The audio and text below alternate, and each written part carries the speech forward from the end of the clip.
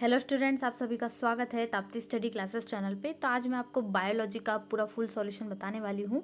यहाँ पर हम देखने वाले हैं चैप्टर 3, 4 जितने भी आपके चैप्टर है, चैप्टर 1 से लेकर पूरे चैप्टर 22 तक, मतलब पूरी 5 यूनिट यहाँ पर आ जाएगी। चैप्टर 22 के लास्ट तक आपको बने रहना है, पूरा सोल्यूशन आपको देखना है। यहाँ पर मैं यूनिट 5 जैसे कि यूनिट 1 आपकी 3, यहाँ पर अध्याय 3, 4 है, वैसे यूनिट 2 है वो अलग अलग अध्याय से मिलकर बनी है। इसी प्रकार से 17, 18, 19, 20, 21, 22 सारे जितने भी चैप्टर्स है सारे का सॉल्यूशन हम देखेंगे इसी वीडियो में।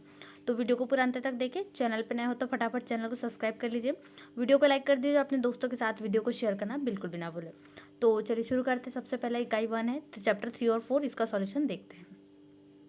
और सारी पीडीएफ आपको टेलीग्राम पे मिलेंगी, तो टेलीग्राम ग्रुप को जरूर ज्वाइन कर लीजिए। वहाँ पर मैंने केमिस्ट्री, हिंदी और मैथ से सारे सॉल्यूशंस वहाँ पर अपलोड कर दिए है, उसकी पीडीएफ वहाँ पर दे दी है। तो आप टेलीग्राम ग्रुप जरूर ज्वाइन करें, इसकी बायोलॉजी की पीडीएफ भी आपको वहाँ पर मिल जाएगी। तो सबसे पहले शुरू करते हैं सही विकल्प से।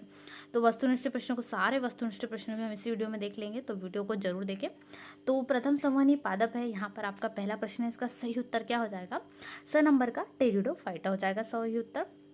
उसके बाद में दूसरा प्रश्न है चपटे क्रमियों की उत्सर्जी संरचनाएं। तो जो चपटे क्रमियों की उत्सर्जी संरचनाएं होती है, इसका सही उत्तर क्या है? ज्वाला कोशिकाएं ये होती है जो चपटे क्रमियों की उत्सर्जी संरचनाएं को डिनोट करती हैं। उसके बाद बढ़ते हैं तीसरे प्रश्न की ओर। यहाँ पर पूछा गया है प्लेन एरिया में पाया जाता है को क्या पाया जाता है? कायांतरण, पुनरुद्भवन, पीड़िकांतर या जैव संदीप्ति।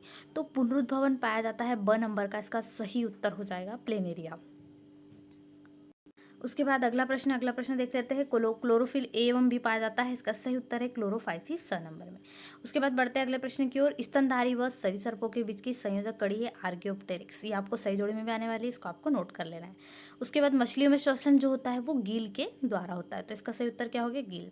अब अगला है स्पाइरोगायरा के वर्ग का नाम, इसके वर्ग का नाम है क्लोरोफाइटा, ये आपका सही उत्तर है, इसको आपको लिखना है। तो दूसरे प्रश्न का उत्तर हो गया क्लोरोफाइटा, और पहले का उत्तर आपने लिख लिया है गील द्वारा, क्योंकि जो मछली होती है फेफड़े के द्वारा श्वसन करती है। उसके बाद शरीर पर रोमों को आना, ये स्तनधारी का लक्षण है, तो ये आपको यहाँ पर लिख लेना है, तो ये सही उत्तर हो जाएगा आपका इस प्रकार से। उसके बाद में बढ़ते हैं स्टारफिश में प्रचलन किसके द्वारा होता है? तो स्टारफिश में जो प्रचलन होता है वो ट्यूब फिट के द्वारा होता है, तो इसका सही उत्तर क्या है? चौथे का ट्यूब फिट, ये इस प्रकार से आपको लिख लेना है। उसके बाद बढ़ते हैं पांचवें प्रश्न की ओर। यहाँ पर रिक्त स्थान है, टीन या सीलियम में कौन से प्रकार की देह गुहा पाई जाती है? तो दो प्रकार की देह गुहा होती है, इसमें से एसिलोमेट प्रकार की देह गुहा इसमें पाई जाती है, तो ये आपका सही उत्तर हो गया एसिलोमेट। उसके बाद मैं सही जोड़ी की ओर बढ़ रही हूँ, कॉलम अ और कॉलम ब को। तो यहाँ पे जो पहली सही जोड़ी है सिलेजेनिला, वैसे इसका सही उत्तर होना चाहिए था जो अलग तो आती है टेरिडोफाइटस के अनुसार होना चाहिए था, पर यहाँ पर आपको जिम्नोस्पर्म में जो अंतिम है इसका सही उत्तर यहाँ पर आपको इसका मिलान करना है। तो आर्कियोप्टेरिक्स से संयोजी कड़ी है, जैसा मैंने अभी बताया आपको। तो द्विपार्श्व समिति किस में पाई जाती है? ये पाई जाती है यहाँ पर द्विपार्श्व समिति, जो इसका सही उत्तर। तो इसका मिलान आप कर देंगे केकड़े से, क्योंकि जो समिति आपने देखा होगा चित्र एक बना हुआ रहता है, उसमें दो पार्टों में, यहाँ पर जो केकड़े का चित्र रहता है उसमें दो पार्टों में डिवाइड रहती है। उसके बाद में जो रोम है वो स्तनधारी का लक्षण स्तनिका। जल संवहन तंत्र यहाँ पर आपको लगा देना है जो है पोरीफेरा में, और यहाँ पर सारे मिलान हो गया हमारे। इस प्रकार से जो संयोजी कड़ी है वो सिलेजेनिला की मिलान कर दी थी हमने, और जो आर्कियोप्टेरिक्स थी वो संयोजी कड़ी और सिलेजेनिला जिम्नोस्पर्म से, तो इस प्रकार से मिलान कर लेना। यहाँ पर सारी सही जोड़ी मिलाई, क्योंकि जो आर्कियोप्टेरिक्स है यहाँ पर जो संयोजी कड़ी को बताता है, ये आपको नोट करना है। उसके बाद बढ़ते एक शब्द में उत्तर लिखना है। तो यहाँ पर विषम बीजाणुक तक आपको पूछा गया है। तो जो पहला एक वाक्य में प्रश्न, यहाँ पर आपको विषम बीजाणुकता का यहाँ पर उदाहरण पूछा गया। तो क्या होता है जो प्यूरोफ्रेब्रेकिया और टीनोप्लाना, और सबसे अच्छा एक बात करें तो विषम बीजाणुकता का सिलेजेनिला, जो आपको सही जोड़ी में आया वो भी आप यहाँ पर लिख सकते हैं, तो वो भी आपका हो जाएगा। जैसे कि यहाँ पर आया था आपको सिलेजेनिला, तो ये सही जोड़ी में जो आया उसको भी आप यहाँ पर लिख सकते हैं। उदाहरण में बहुत अच्छा उदाहरण है विषम बीजाणुकता का, ये भी लिख सकते हैं। दूसरा प्रश्न है यहाँ पर रोडोफाइसी वर्ग की शैवाल में पाए जाने वाले वर्णक का नाम। तो जो वर्णक होते हैं वो अलग अलग प्रकार के होते हैं, तो उसका सही उत्तर है क्लोरोफिल ए और डी तो पाया ही जाता है, साथ ही क्या हो फाइको एरिथ्रिन, ये भी एक जो वर्णक है इसमें पाया जाता है अलग अलग प्रकार के। तीसरा प्रश्न यहाँ पर आपको पूछा गया है जो जोड़ीदार उपांग की उपस्थिति है वो किस संघ का यहाँ पर बताना है। जो लक्षण है तो वो है आर्थ्रोपोडा लक्षण, जो संघ है उसका लक्षण होता है यहाँ पर जो अस्थियाँ पाई जाती है, इसे जोड़दार उपांग यानी अस्थियाँ कहा जाता है। उसके बाद में वायवी अस्थियाँ यहाँ पर जो पूछी गई नेक्स्ट क्वेश्चन में वही है, तो यहाँ पर आपको पता है वो जो पक्षी है उनमें पाई जाती है, सारे पक्षियों में। उसके बाद में यहाँ पर आपको उदाहरण पूछे गए, जो आखिरी प्रश्न है जीव संदीप्ति किस जीव में पाई जाती है। तो सही उत्तर क्या है? जुगनू, जेलीफिश इसके सही उत्तर है, तो ये आपको लिख देना। उसके बाद अगले चैप्टर आपको कक्षा 11वीं बायोलॉजी के चैप्टर 5, 6 और 7 के बहुत सारे सॉल्यूशन यहाँ पे प्रश्न बैंक का बताने वाली हूँ, तो वीडियो को अंत तक देखिए। चैनल पे नए हो तो चैनल को सब्सक्राइब कर लीजिए। तो चलिए शुरू करते हैं फटाफट यहाँ पर। और साथ ही आपको चैनल को सब्सक्राइब करना है, क्योंकि यहाँ पर आपको बायोलॉजी विषय संबंधित सभी विषयों के यहाँ पर प्रश्न बैंक के सॉल्यूशन मिलने वाले हैं। और साथ ही टेलीग्राम ग्रुप भी ज्वाइन कर लीजिए। यदि आपने प्रश्न बैंक की पीडीएफ डाउनलोड नहीं की है तो फटाफट टेलीग्राम ग्रुप को ज्वाइन करें। वहाँ पर सारी पीडीएफ शेयर की हुई है सभी विषयों की, वहाँ से आप डाउनलोड कर सकते हैं।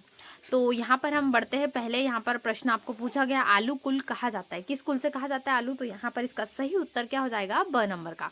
आलू जो है वो सोलेनेसी कुल का माना जाता है, तो यहाँ पर ब नंबर का आपका सही उत्तर हो जाएगा।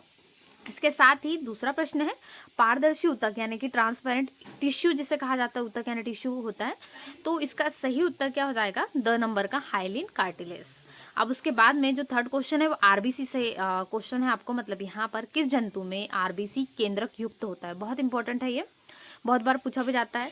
तो इसका सही उत्तर यहाँ पर हो जाएगा, तो इसका सही उत्तर हो जाएगा मेंढक, द नंबर का आप इसको लगाना है। उसके बाद में लिंगामेंट आपको यहाँ पे पूछा, मुख्यतः बना होता है। तो जो ये आपको क्वेश्चन आता है यहाँ पर इसका सही उत्तर क्या हो जाएगा? इलास्टिन, यानी कि ब नंबर का आपका सही उत्तर होगा। उसके बाद बढ़ते हैं अगले प्रश्न की ओर। यहाँ पर आपको पूछा है बेलाडोना, जो बेलाडोना है ये किस कुल का सदस्य है? तो यहाँ पर ऑप्शन तो गलत है, जैसे कि आपके चैप्टर 1 में भी वहाँ पर सही जोड़ी में भी गलत हुआ था, तो ऐसा ही यहाँ पर भी गलत है। वहाँ पर जो राइट आंसर वो जिम्नोस्पर्म नहीं था, टेरिडोफाइटा था। तो यहाँ पर भी इन चारों में से कोई उत्तर नहीं है, क्योंकि जो सोलनेसी कुल का होता है ये भी, तो यहाँ पर जो आलू में हमने लिखा है वही कुल यहाँ पर आप सोलनेसी लिख देंगे, तो सही आंसर वो होगा। उसके बाद प्रश्न क्रमांक 2 की ओर हम बढ़ रहे हैं। यहाँ पर आपको सबसे पहला प्रश्न पूछा है, टमाटर में किस प्रकार का बीजांडाश पाया जाता है? तो आपका अगला प्रश्न यहाँ पर आपको पूछा गया है, टमाटर में किस प्रकार का, तो किस प्रकार का बीजांडाश पाया जाता है? ये है एक्साइल प्रकार का यहाँ पर क्या पाया जाता है? बीजांडाश पाया जाता है। यहाँ पर आप जब उसमें जाएंगे पूरा संक्षिप्त इसका वर्णन पढ़ेंगे तो आपको मिल जाएगा।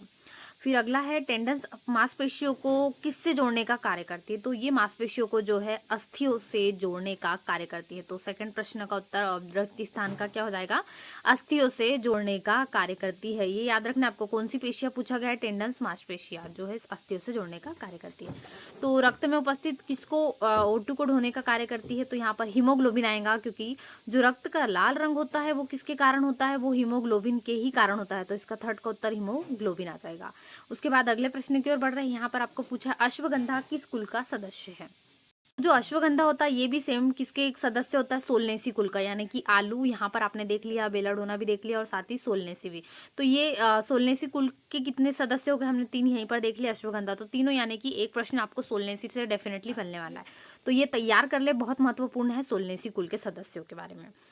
उसके बाद में है अगला, संयोजी ऊतक यानी टिश्यूज के बारे में फिर से क्वेश्चन है कि उत्पत्ति भ्रूण के किससे होती है? तो यहाँ पर सही उत्तर है मीसोडर्म। तो मीसोडर्म से होती है, इसका आपको अच्छे से उत्तर लिखना है, बहुत इंपॉर्टेंट है। सारे ऑब्जेक्टिव्स आपको पेपर में इसी से इंपॉर्टेंट क्वेश्चंस बनने वाले, इसलिए अभी से तैयार करना शुरू कर दीजिए। चलिए अब सही जोड़ी देख लेते हैं। यहाँ पर आपका प्रश्न क्रमांक 3 है, सही जोड़ी यहाँ पर आपको बताना है। तो यहाँ पर कॉलम अ है और कॉलम ब है, इसके उत्तर देख लेते हैं। तो यहाँ पर आप सही जोड़ी में क्या मिलाएंगे? सबसे पहला जो लिम्फोसाइट कॉलम अ में दिया है इसका मिलान करेंगे रक्त से, तो ये आपका पहले नंबर का आंसर हो जाएगा। इसी प्रकार से मैं दूसरे नंबर का आपको आंसर बता देती हूँ किस प्रकार से लिखेंगे आप। यहाँ पर है रक्त का थक्का, तो ये जो रक्त का थक्का होता है वो फ्राइबिनोजन से कनेक्शन होता है इसका, तो यहाँ पर सेकेंड नंबर ये आपका उत्तर हो जाएगा। उसके बाद में यहाँ पर आपको पूछा है डेंड्रॉन, तो डेंड्रॉन का सही उत्तर होगा। तो जो डेंड्रॉन है वो न्यूरॉन कोशिका, यानी कि यहाँ पर तंत्र से, जो कोशिका तंत्र है उससे संबंधित है, तो डेंड्रॉन का आप किससे मिलाएंगे? न्यूरॉन से। इसी प्रकार से जो आपका प्याज बचा है वो लिलिएसी से आ जाएगा। यहाँ पर आपका जो प्रकार है, और पुष्पक्रम का प्रकार आप जानते हैं रेसिमोज होता है, तो आखिरी आपका ये हो जाएगा। अब चलिए प्रश्न क्रमांक 4 की ओर बढ़ लेते हैं। यहाँ पर एक शब्द या एक वाक्य में उत्तर देना है आपको, बहुत महत्वपूर्ण है, सारे के सारे प्रश्न इनको जरूर तैयार करें। और साथ ही इसके सॉल्यूशंस के लिए आपको चैनल को सब्सक्राइब करना है। यहाँ पर सारे सॉल्यूशंस को प्रश्न बैंक के कक्षा 11वीं के सभी विषयों के आपको मिलने वाले हैं, इसलिए सबसे पहले चैनल को सब्सक्राइब कर लीजिए, वीडियो को लाइक कर दीजिए, अपने दोस्तों के साथ वीडियो को जरूर शेयर करें। चलिए तरल संयोजी ऊतक है, ये तो बहुत सरल क्वेश्चन आपको बन जाएगा। तरल संयोजी ऊतक का नाम होता है रक्त, जो हमारे होता है रक्त सबसे बड़ा उदाहरण तरल संयोजी ऊतक का, टिश्यूज में सबसे पहला नाम इसी का आएगा। उसके बाद अस्थि में पाए जाने वाले पदार्थ का नाम आपको पूछा है। तो यहाँ पर जो पूछा गया आपको, यहाँ अस्थि में पाए जाने वाले पदार्थ का नाम, तो यहाँ पर कैल्शियम आ जाएगा और फास्फोरस। आप चाहे तो इनके संकेत नहीं लिखना चाहते हैं तो इनके नाम भी लिख सकते हैं, जैसे कि एक कैल्शियम हो गया, या संकेत भी लिख देंगे तो बहुत अच्छी बात है, इंप्रेसिव अच्छा रहेगा।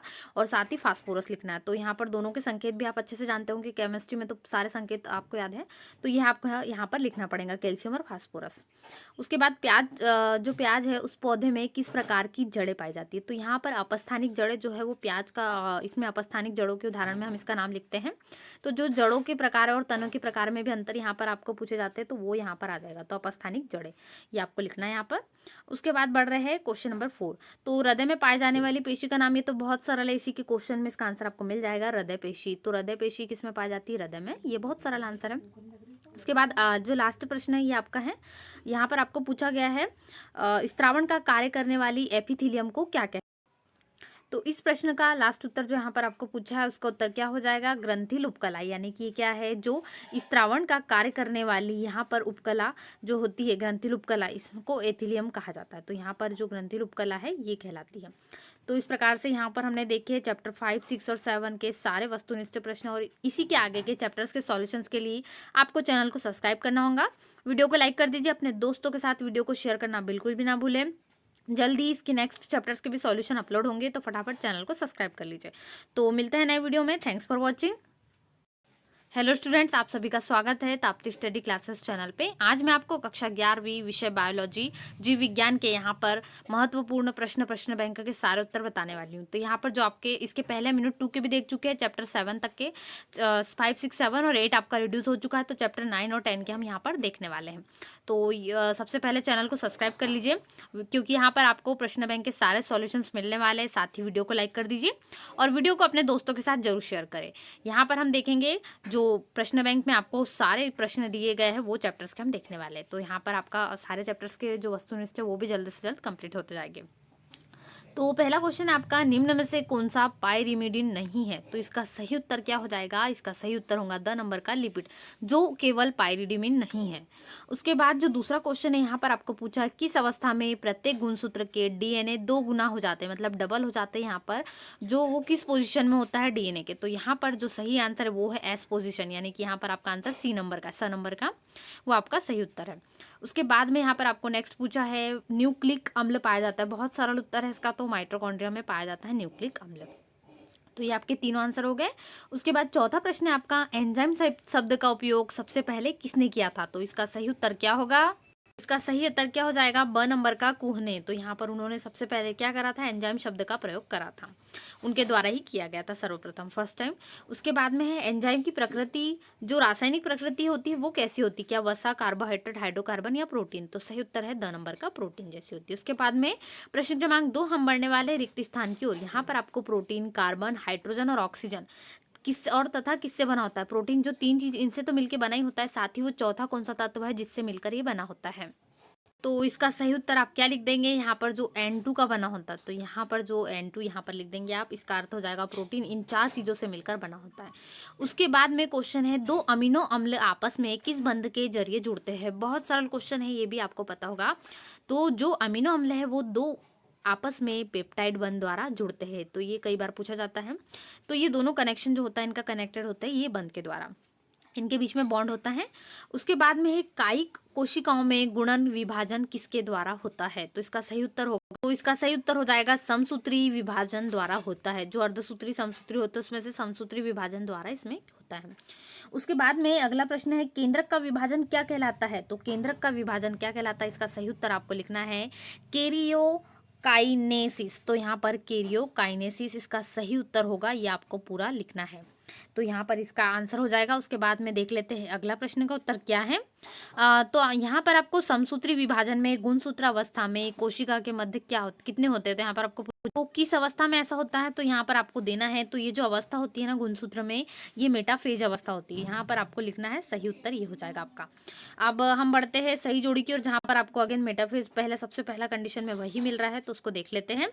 तो यहाँ पर आप सही जोड़ी इस प्रकार से मिलान करोगे। तो मेटाफेज का तो आप मिलान आसानी से कर लोगे, क्योंकि यहाँ पर हमने गुणसूत्र के लिए करा है। तो मेटाफेज सबसे पहले आप यहाँ पर किस पे करोगे मिलान? यहाँ पर आ जाएगा इक्वेटर पर गुणसूत्र, पहला ही नंबर का आपका ये सॉल्यूशन हो जाएगा। उसके बाद में है टोला फेज, उसका सही मिलान करोगे। तो यहाँ पर इसका सही मिलान क्या हो जाएगा? 2 सूत्री केंद्रकों का निर्माण। तो टोलोफोज का 2 सूत्री केंद्रकों का निर्माण से आप मिलान कर दोगे, तो ये दूसरे नंबर का उत्तर हो जाएगा। उसके बाद में तीसरा आपको न्यूक्लिक अम्ल पूछा, तो ये नाम से समझ में आ रहा है न्यूक्लियोसाइड्स, इसका सही उत्तर होगा। उसके बाद में यहाँ पर आपको पूछा है कार्बोहाइड्रेट, तो ये भी आपको अच्छे से पता है ग्लूकोज, इसका सही मिलान हो जाएगा। उसके बाद में जो लिपिड है वो वसी अम्ल का ग्लिसरॉल होता है। तो यहाँ पर सही उत्तर आपके 5 मिलान हो गए। बहुत अच्छे से मिलान कर लेना है कॉलम अ का कॉलम ब से। उसके बाद एक शब्द में उत्तर दिए गए हैं, तो किस कोशिका में सेंट्रोओल नहीं होता है, ये आपको पूछा है। तो ऐसी कौन सी कोशिका है जिसमें सेंट्रोओल नहीं पाया जाता, ये आपको उत्तर लिखना है।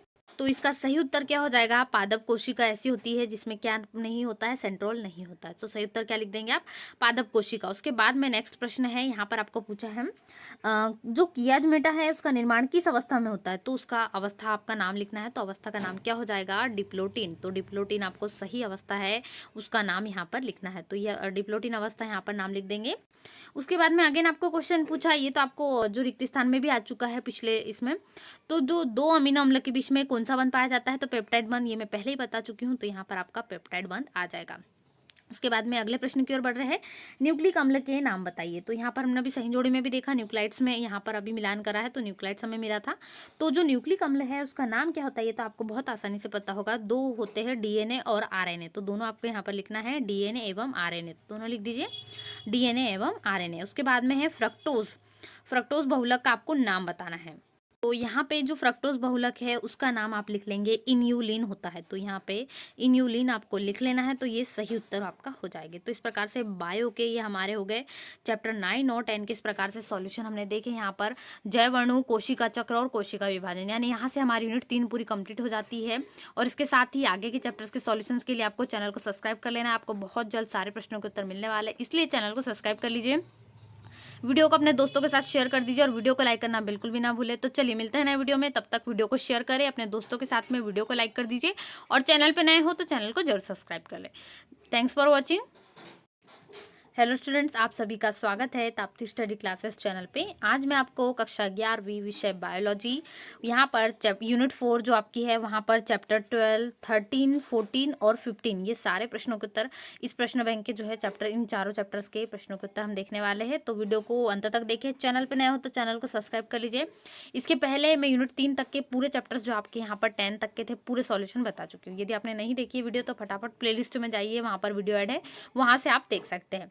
तो यहाँ पर हम यूनिट 4 देखने वाले हैं। तो चलिए शुरू करते हैं। तो इसका पहला वस्तुनिष्ठ प्रश्न है, प्रकाश संश्लेषण में पौधे क्या करते हैं, पौधे करते हैं तो किस चीज का अवशोषण या निष्कासन करते हैं, वो आपको उत्तर लिखना है। तो इसका आंसर, सही आंसर ब नंबर का होगा, CO2 का अवशोषण करते हैं जबकि O2 का निष्कासन करते हैं। तो जो ऑक्सीजन है वो हमें यहाँ से पेड़ पौधों से ही मिलती है। तो ये आपको लिखना है सही उत्तर यहाँ पर हो जाएगा। उसके बाद में अगला है, तो यदि आप चैनल पर नए हो तो चैनल को सब्सक्राइब कर लीजिए, क्योंकि यहाँ पर आपको कक्षा 11वीं के सभी विषयों के प्रश्न बैंक के सॉल्यूशन मिलने वाले हैं। तो जो प्रकाश संश्लेषण के लिए सीमाकारी सिद्धांत है वो ब्लैकमैन ने दिया था। तो यहाँ पर आपको याद रखना है इसका सही उत्तर क्या है, ब्लैकमैन। तो इन्होंने ही क्या करा था, इन्होंने ही सिद्धांत प्रतिपादित किया था। तो उसके बाद में है तीसरा प्रश्न, क्रेब्स चक्र होता है। तो क्रेब्स चक्र ये भी बहुत महत्वपूर्ण है, माइटोकॉन्ड्रिया में होता है। ये बहुत अच्छे से आपको याद रखना है, बहुत इंपॉर्टेंट है ये। तो जो क्रेब्स चक्र है ये भी आपको इसकी संरचना वगैरह के लिए आता है। उसके बाद में अगला प्रश्न है, श्वसन गुणांक RQ का मान किस यंत्र से ज्ञात किया जाता है। तो वो ऑप्शन भी आपको दिए गए हैं। तो इसका सही उत्तर है अ नंबर का, रेस्पायरोमीटर इसका सही उत्तर हो जाएगा। चलिए बढ़ते हैं 5वें प्रश्न की ओर। यहाँ पर आपको पूछा है, जिबरेलिन किसका उत्पाद है। तो ये किसका उत्पाद है, कवक का। सही उत्तर इसका है कवक का, जो कि है ब नंबर का। यहाँ पर आपका उत्तर हो जाएगा कवक। अब रिक्त स्थान की ओर बढ़ते हैं।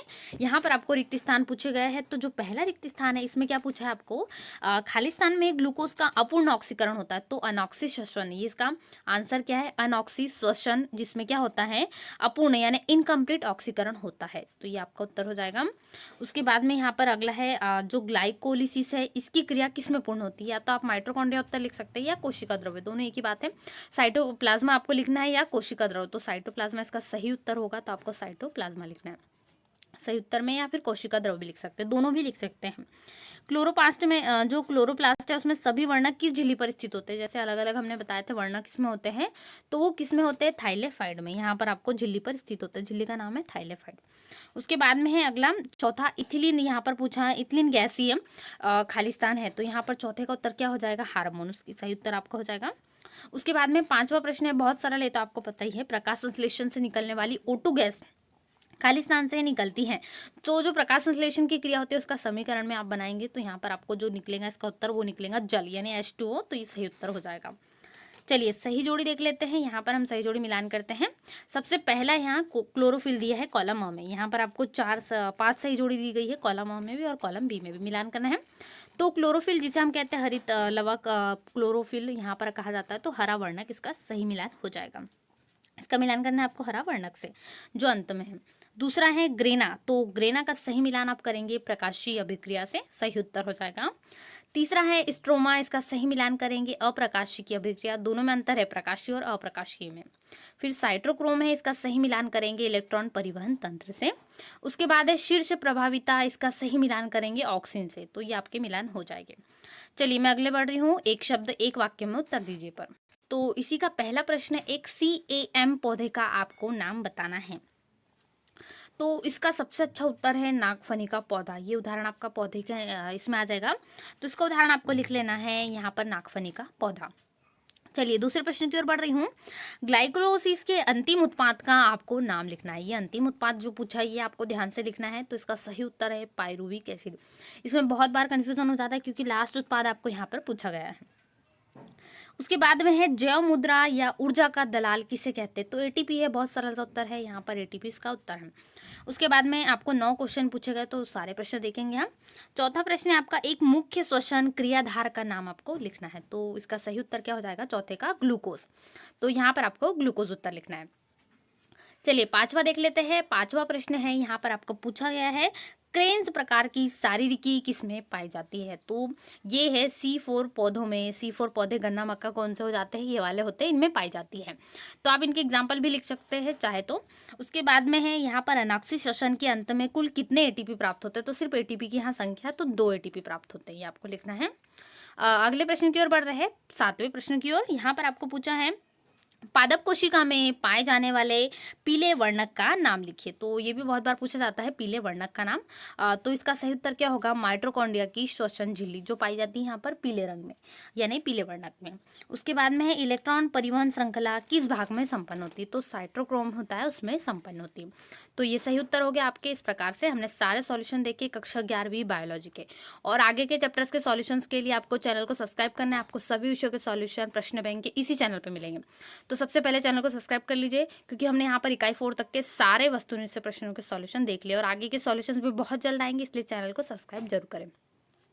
वीडियो को लाइक कर दीजिए और अपने दोस्तों के साथ वीडियो को शेयर करना बिल्कुल भी ना भूलें। मिलते हैं नए वीडियो में। Thanks for watching.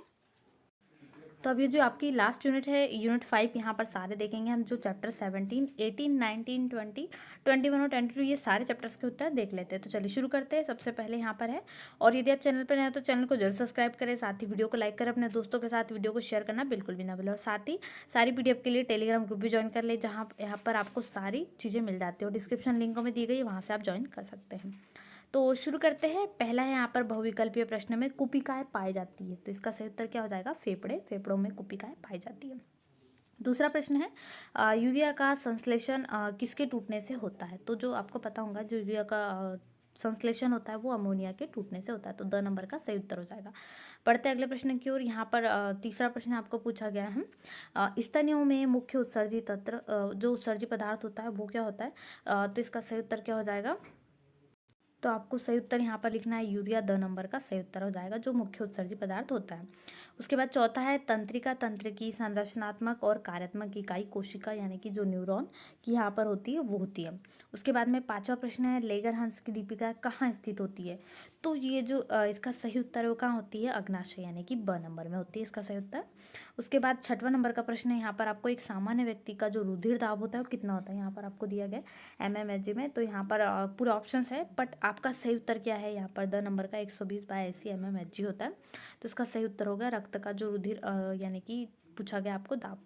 तो अब बढ़ते हैं 7वें प्रश्न की। यहाँ पर जो आपका आखिरी ऑब्जेक्टिव है सही विकल्प में, यहाँ पर सजीव पोषक तत्वों को तोड़ने के लिए किस गैस का उपयोग करते हैं। तो इसका सही उत्तर क्या, ऑक्सीजन, यानी कि O2 सही उत्तर है A नंबर का। अब रिक्त स्थान को देख लेते हैं। यहाँ पर पहला रिक्त स्थान है बाया आलिंद, यानी कि यहाँ पर आपको जो आलिंद उससे शब्द पूछे गए। तो बहुत बार कन्फ्यूजन होता है बाया और दाया आलिंद में। तो जो क्या करता है, शुद्ध रक्त को ग्रहण करता है। याद रखिए बाया आलिंद यानी कि लेफ्ट जो आलिंद है वो शुद्ध रक्त को ही ग्रहण करता है। उसके बाद दूसरा है स्तनियों में जो है वो श्वसन किसके द्वारा होता है। तो इसका सही उत्तर क्या होगा, फेफड़े के द्वारा होता है। तो यहाँ पर आपको लिख लेना है सही उत्तर। उसके बाद जो तीसरा है नेफ्रॉन रक्त की कौन सी इकाई है। तो अभी हमने देखा जो न्यूरॉन यहाँ पर आई थी कौन सी इकाई है, तो क्रियात्मक इकाई है। तीसरे प्रश्न का उत्तर क्या हो जाएगा, क्रियात्मक। चलिए चौथा देख लेते हैं यूरिया किस में संश्लेषित होता है। तो यूरिया जो है अभी अग्नाशय हमने देख लिया, यानी कि यकृत। यहाँ पर आपको लिखना है यकृत, या कोष्टक में आप लीवर भी लिख सकते हैं, दोनों में से कोई भी एक लिख देंगे तो भी सही है। तो ये लिखना है आपको। उसके बाद में 5वां प्रश्न है, किसकी कमी से डायबिटीज़ मेलिटिस नामक रोग होता है? तो बहुत सरल है, इंसुलिन की कमी से क्या होता है, जो डायबिटीज़ है वो, या डायबिटीज़ मेलिटिस नामक रोग होता है। तो इंसुलिन इसका सही उत्तर है। अब नेक्स्ट क्वेश्चन है 6वें नंबर का, श्वसनीय वर्णक हीमोग्लोबिन जो होता है किस में पाया जाता है? तो यहाँ पर है जो आरबीसी इरिथ्रोसाइट होते हैं, इनमें पाया जाता है। तो यहाँ पर आपको आरबीसी इरिथ्रोसाइट यहाँ पर लिखना है, तो ये आपका सही उत्तर हो जाएगा, इरिथ्रोसाइट्स ये आपको लिख लेंगे, क्योंकि ये जो वर्णक हीमोग्लोबिन है इसमें पाए जाते हैं। तो ये उत्तर हो जाएगा। उसके बाद में यहाँ पर आपको अगला पूछा गया है, तो यहाँ पर आपको अगली जो पूछी गई, पहली हृदयक ध्वनि खालिस्तान को कहते हैं। जो तो हृदयक ध्वनि होती है वो लवलव को कहते हैं, क्योंकि आपको आवाज़ आती है जो अपने हार्ट बीट जिसको कहा जाता है, ये वही कहलाती है।